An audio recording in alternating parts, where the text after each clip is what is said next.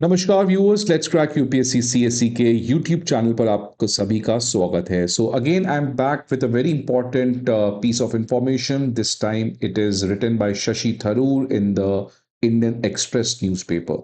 शशि थरूर इस आर्टिकल में ये कहते हैं कि जिस तरीके से लोकसभा को एक्सपैंड करने का प्रपोजल गवर्नमेंट की तरफ से आ रहा है, you know that currently the Lok Sabha total number of MP in Lok Sabha is around 545, which now the government wants it to increase it to 850 member body Lok Sabha.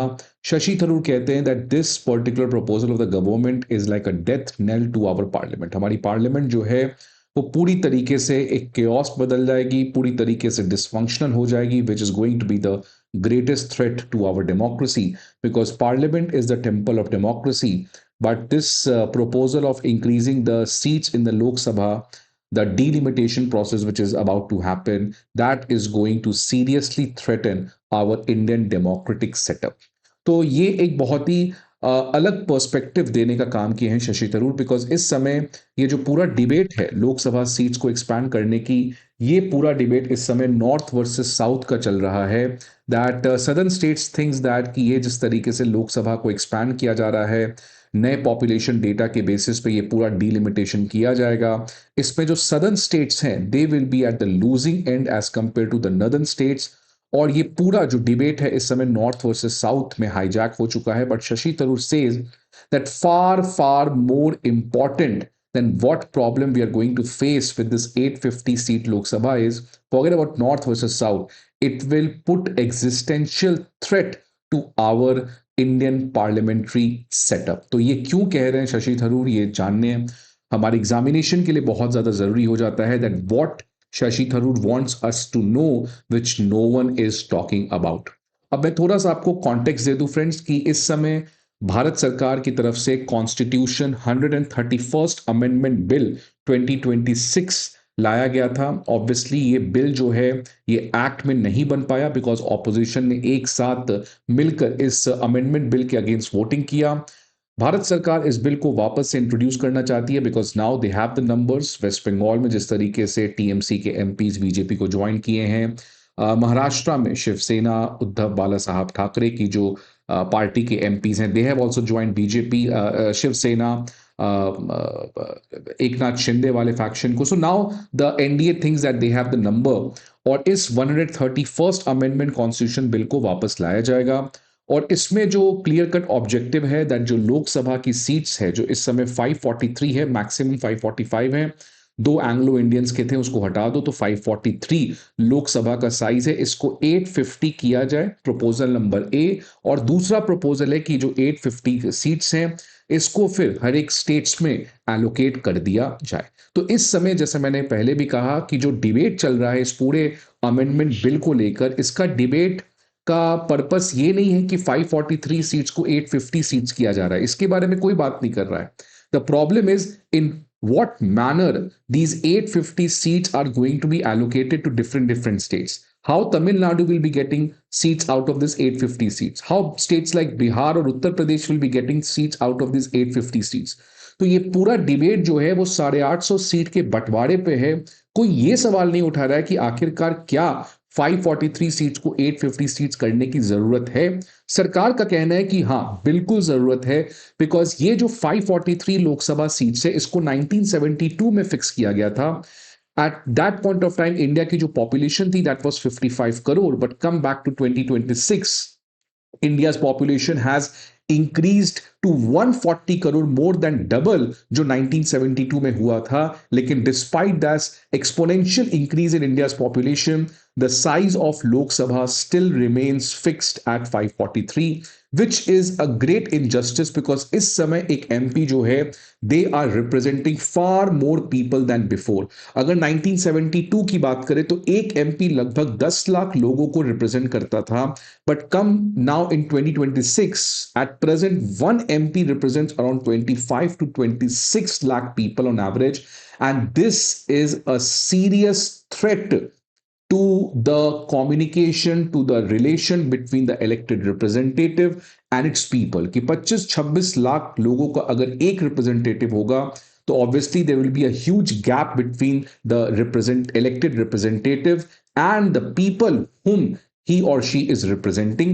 इसीलिए इस पर्टिकुलर प्रॉब्लम को ठीक करने के लिए गवर्नमेंट ऑफ इंडिया जो है वो नंबर ऑफ एमपी इन लोकसभा को 543 से 850 इंक्रीज करने का प्रपोजल लाने जा रहे हैं। अच्छा, मैं आपको यह भी बता दूं कि ये 1972 में नंबर ऑफ लोकसभा सीट्स को क्यों 543 पे फ्रीज कर दिया गया था। इसका एक ही ऑब्जेक्टिव था कि पॉपुलेशन कंट्रोल किया जा सके। बिकॉज अगर हर एक स्टेट को पॉपुलेशन के बेसिस पे आप लोकसभा सीट्स देते रहोगे, तो for example let's say there are two state A and B, और अगर मैं ये कह दूं कि जिस भी स्टेट का जितना पॉपुलेशन होगा उस स्टेट को उतना ज्यादा लोकसभा में सीट्स मिलेंगे, so that will be a serious challenge to the states जिन्होंने अपना पॉपुलेशन कंट्रोल किया है।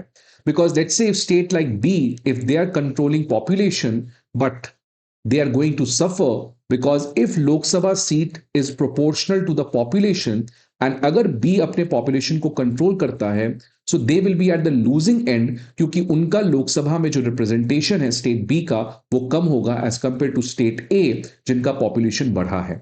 इसीलिए उस समय की सरकार states को पॉपुलेशन के बेसिस पे लोकसभा सीट्स देने को फ्रीज कर दी।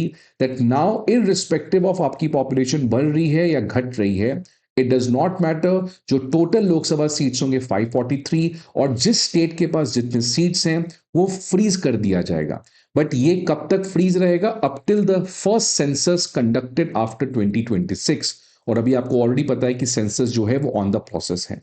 लेकिन ये जो 131st कॉन्स्टिट्यूशन अमेंडमेंट बिल लाया गया था, इसमें यह अमेंडमेंट किया गया था कि सेंसस 2026 जो अभी स्टार्ट हुआ है इसमें ऑब्वियसली काफी टाइम मिलेगा, तो rather than waiting for that new data, अब हम लोग क्या करेंगे कि ये जो लोकसभा का पूरा डिलिमिटेशन का काम है ये 2011 सेंसस पे करेंगे।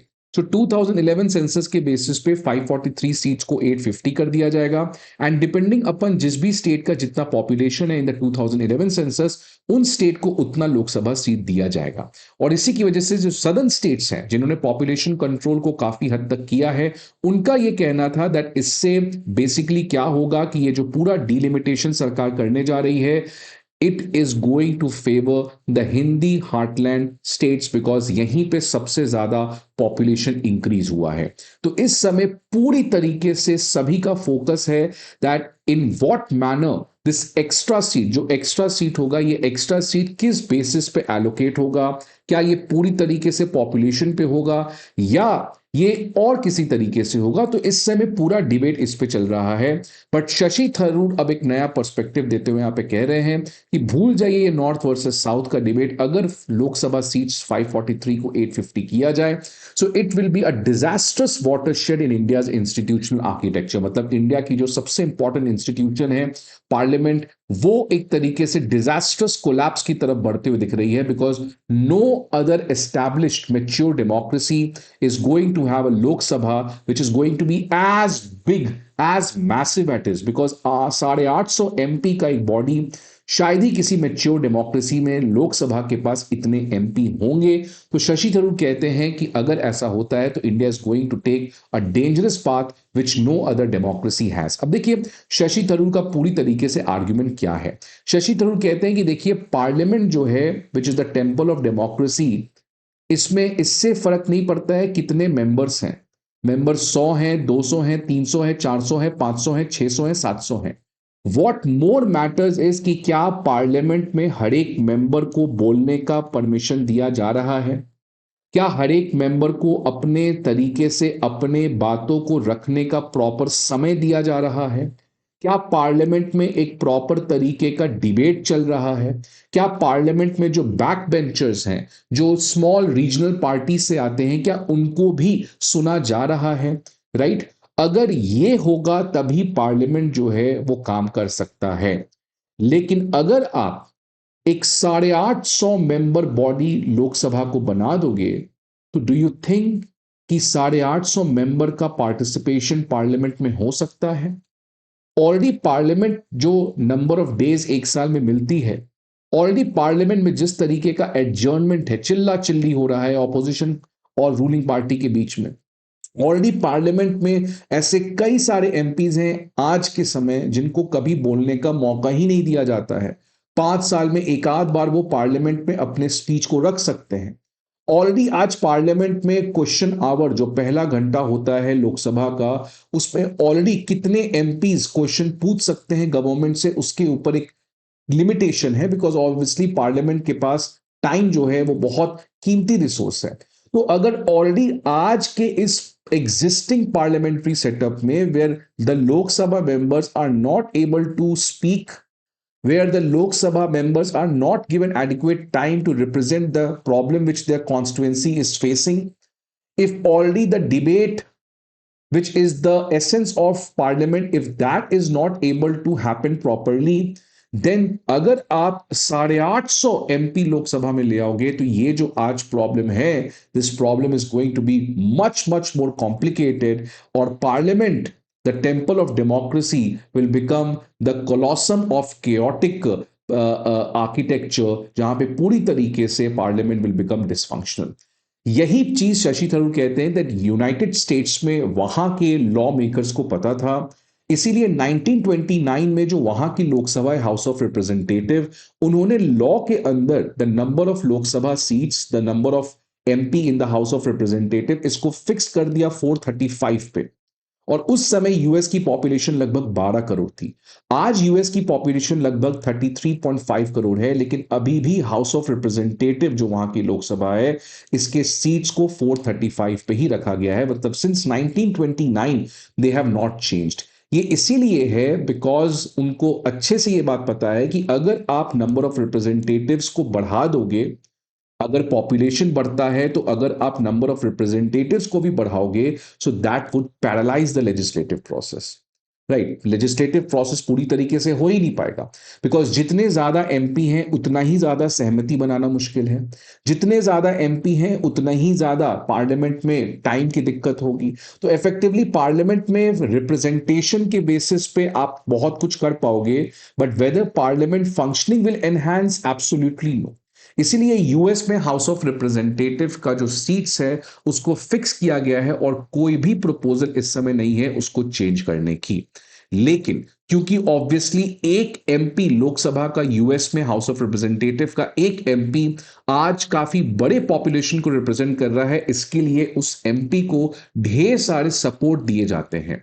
वो चाहे लोकल स्टाफ दिया जाता है, मॉडर्न कम्युनिकेशन सपोर्ट दिया जाता है, और एक हाईली ऑर्गेनाइज कमिटी सिस्टम दिया जाता है, सो दैट एमपीज आपस में मिलकर काम कर सके। So rather than increasing the number of MP in Lok Sabha, what America did is increasing the quality of those MP, providing institutional support to those MP, जिसके थ्रू जो एग्जिस्टिंग एमपी है, जो बड़े सेक्शन ऑफ पीपल को represent करके आ रहा है, वो कैसे अपने कॉन्स्टिट्यूएंसी की बात रख सके, कैसे वो एक प्रॉपर कम्युनिकेशन एस्टैब्लिश कर सके, और कैसे कम ही एमपीज हों लेकिन वो मिलके एक कमिटी सिस्टम के अंदर काम कर सके, सो दैट और अच्छे से डेलिब्रेशन, डिबेट, डिस्कशन हो सके, जिससे जो गवर्नेंस गैप है उसको ब्रिज किया जा सकता है।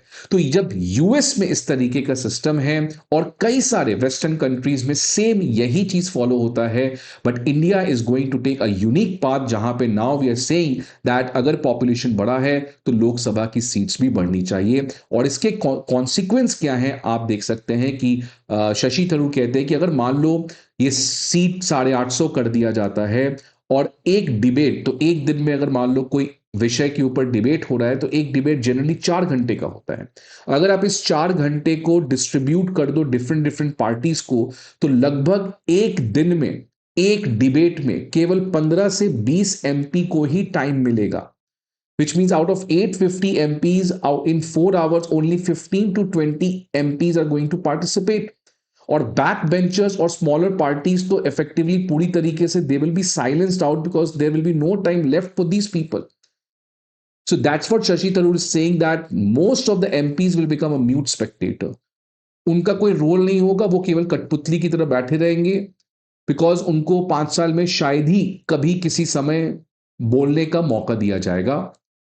और यही सबसे बड़ा खतरा है। आज ऑलरेडी आप देख सकते हैं कि पार्लियामेंट में बहुत सारे ऐसे एमपीज हैं जो आज तक कोई क्वेश्चन नहीं पूछ पाए हैं, जो प्राइवेट मेंबर हैं वो अपने बिल को इंट्रोड्यूस नहीं कर पाते हैं, वो डिबेट में पार्टिसिपेट नहीं कर सकते पूरे 5-5 साल तक। तो ये जो सरकार केवल ऊपर ऊपर से दिखला रही है, नया लोकसभा बना दो, 850 सीट कर दो, बट सवाल ये पूछना है कि क्या आज रियली लोकसभा काम कर रही है? आप देखिए एवरेज एनुअल सिटिंग डे, जो फर्स्ट लोकसभा थी वो एक साल में 135 दिन मिली थी। जो 17th लोकसभा है वो सबसे कम 55 दिन एक साल में, मतलब सोचो out of 365 days only 55 days he parliamentary session चला है। तो अगर आप रियली 850 एमपी पे जा रहे हो तो इसको भी फिक्स करो कि एक साल में minimum parliament would meet for let's say 200 days, तभी तो। सो आप केवल ऊपर ऊपर से कॉस्मेटिक रिफॉर्म कर दो और अंदर से जो पूरी तरीके से सिस्टम खोखला पड़ा है पार्लियामेंट का, 55 डेज आप मिलके बैठ रहे हो। 17th लोकसभा में मात्र 16% बिल कमिटीज के पास गए थे डिस्कशन के लिए, which is again one of the lowest. जो बजट के ऊपर टाइम स्पेंड किया गया है, again one of the lowest. पिछले कई सालों से, पिछले कई लोकसभा से has been constantly declining. So this is what Shashi Tharoor is saying कि already my parliament is facing a existential threat. इसको ठीक करना चाहिए rather than कुछ नया रिफॉर्म लाना चाहिए कि 850 एमपी होंगे, ये होंगे, वो होंगे। पहले अगर देखिए 850 एमपी ऑब्वियसली अच्छी बात है, फेयर रिप्रेजेंटेशन होना चाहिए, but for that first we have to fix the structural challenges which our parliament is facing. नहीं तो क्या होगा, जैसे चाइना का आप देखते हो ना, पार्लियामेंट काफी बड़ा पार्लियामेंट होता है, कई सारे लोग आते हैं। नॉर्थ कोरिया में भी सुप्रीम पीपल्स असेंबली, बट वो केवल असेंबली में लोग आते हैं, लीडर्स जो अपने लीडर्स हैं उनके लिए ताली बजाने के लिए, और उनका कोई काम नहीं है। And that's what India is heading towards, that we will have a parliament 850 MP का एक ग्रैंड पार्लियामेंट होगा, but most of these MPs will be mute spectator, they will be there to clap, cheer leader their leaders.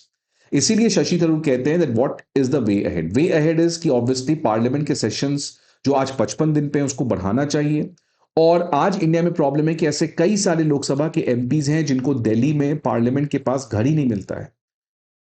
इसीलिए parliament को और ज्यादा active बनाओ और MPs को उनकी जो ऑफिस बिल्डिंग है वो पार्लियामेंट के पास रखो, सो दैट जो एग्जिस्टिंग पार्लियामेंट है उसमें और एनर्जी ला जा सके, एग्जिस्टिंग पार्लियामेंट जो है उसको और लंबे समय तक काम करवाया जा सके। And then one very interesting thing which Shashi Tharoor says कि देखिए एमपी और एमएलए में कंफ्यूज नहीं होना चाहिए। अगर देश की आबादी बढ़ रही है तो एमएलए की संख्या बढ़ाओ ना, so that if people have any problem they can approach MLA. MP का रोल क्या है? National governance.